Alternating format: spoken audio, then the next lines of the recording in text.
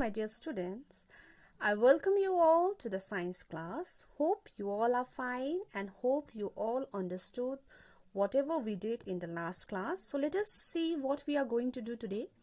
Today, children, we are going to continue chapter 2, soil. Okay.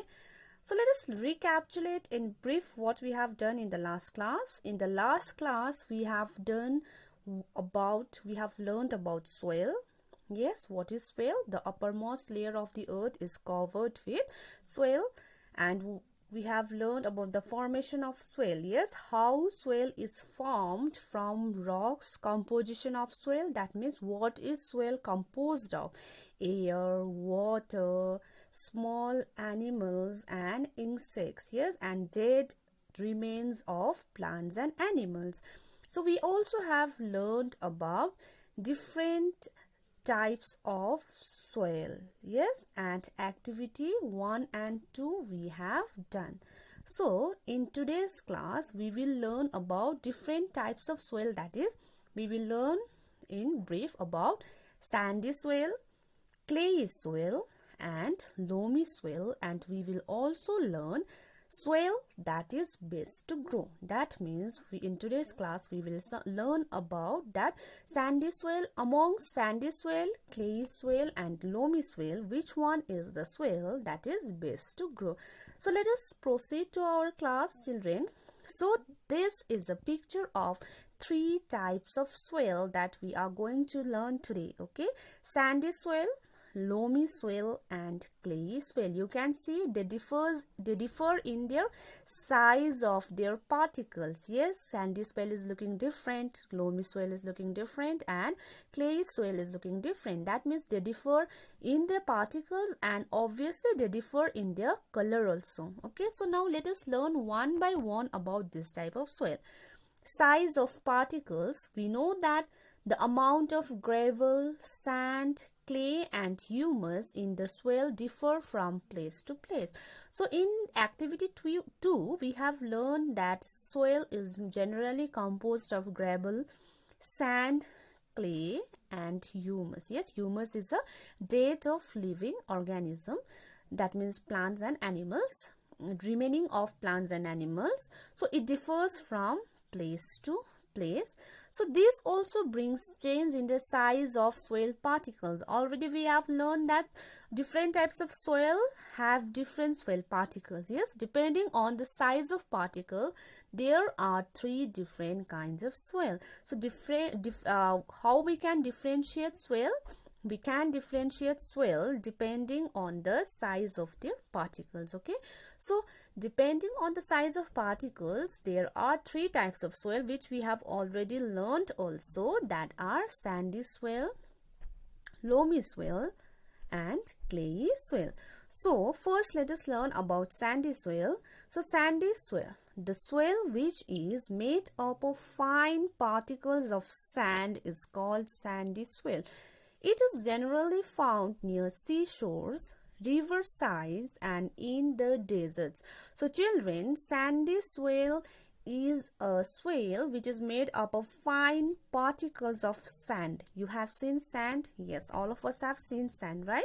So sandy soil is made up of sand and it is found where it is found? It is found near seashores, river sides and in the deserts. These soils are found in the deserts. Seashore means beside the sea, yes, and river side beside the rivers. So sand particles have big gaps between them which are filled with air. Due to the gaps, sandy soil can hold very little water in it and water passes through them easily. So I have already told you, children, that sandy soils have big gaps. Okay, they have pores between them, so that pores are filled with air, but due to these gaps, sandy soil can hold very little water inside it. Okay, it cannot hold much amount of water. That is why this kind of soil is like not very much fertile to grow the crops. Okay, why? Because they cannot retain water or they cannot hold water properly, but they have enough amount of air present inside them.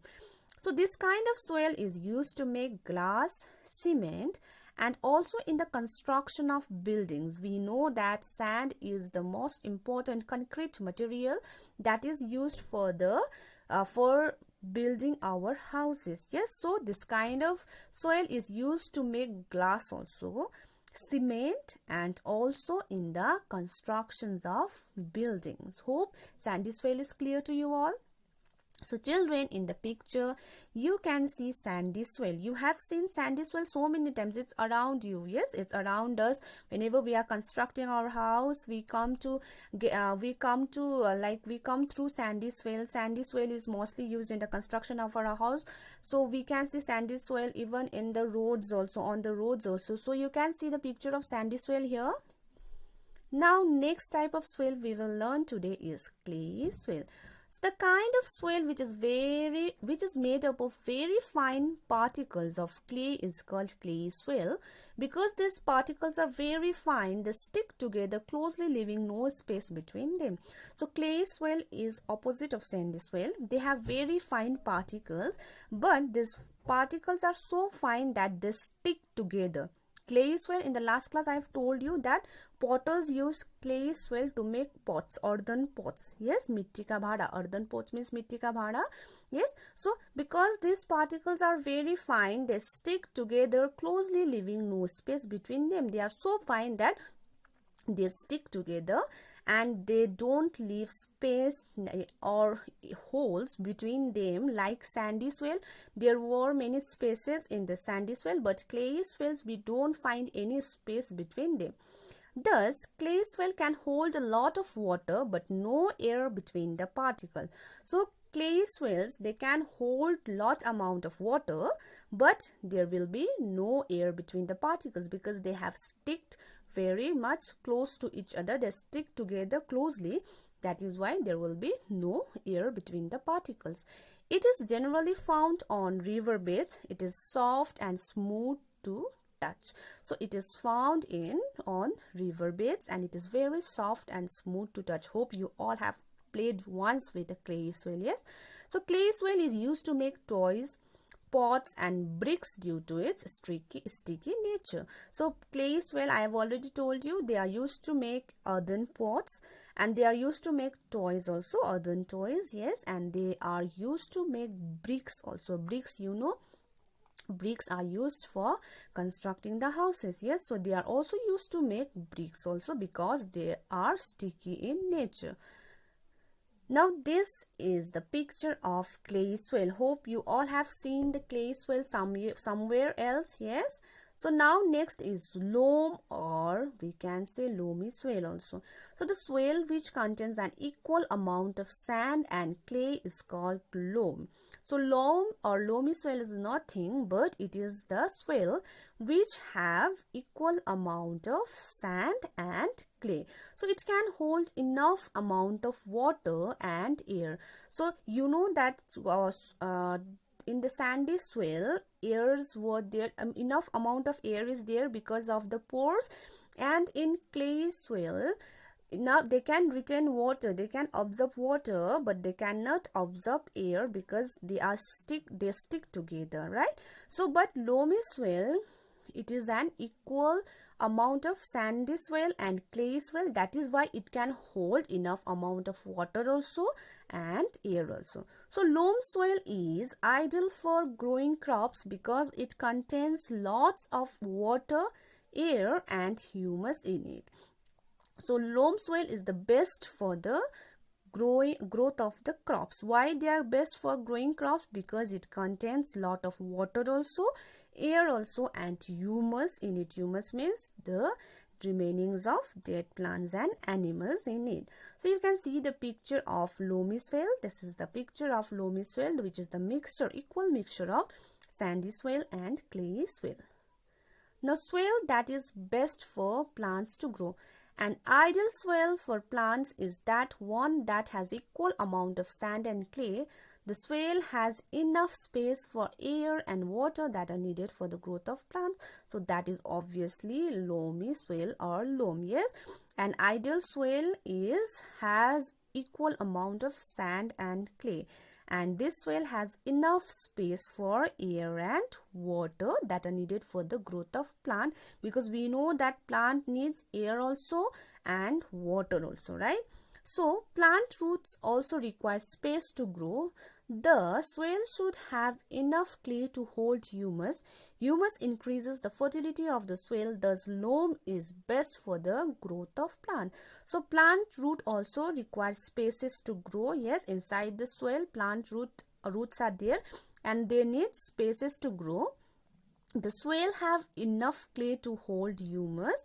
Humus increases the fertility of the soil. Humus increases the fertility of soil. That is why we have already learned that humus is there present in the loam soil. So thus loam is best soil for the growth of plants. Most of the plants grow well in loam soil. However, different plants need different types of soil to grow. Okay, so most of the plants they grow well in loam soil, but different types of plant grow best in different types of soil. So for example, rice crops grow well in more water, so it grows well in clay soil, whereas wheat crop grows best in loam soil. So rice crops they need more water, that is why we know that clay retain water very nicely, right? So rice crops grow well in clay soil, whereas wheat crops grow well in loamy soil. Similarly, date palms and cactus plants grow well in sandy soil of desert. We know that sandy soil is found in desert. So date palms, cactus plants, they grow well in sandy soil in desert. Okay, so children, this is the picture where you can see the plants growing very nicely in loamy soil, because loamy soil is fertile, more fertile than clay soil and sandy soil. So in this picture you can see the plants growing in loamy soil. So children, we will stop here today. I will see you in the next class. Thank you everyone.